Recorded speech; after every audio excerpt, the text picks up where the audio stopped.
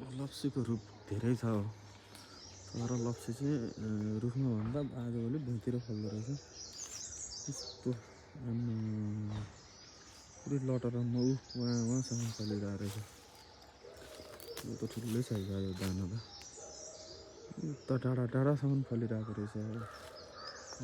लप्सीको season हटे पनि, तर यो पालि चाहिँ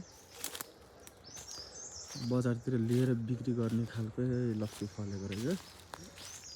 चाहिँ अब हाम्रो आउनुहुन्छ लप्सी किन्नलाई चाहिँ, लप्सी किन्न आइसकेपछि अनि हामीले बिक्री गर्छौँ। यहाँ त सेतो लप्सी फलेको रहेछ, उता निलो छ फेरि, तल तलसम्म फलिरहेको रहेछ।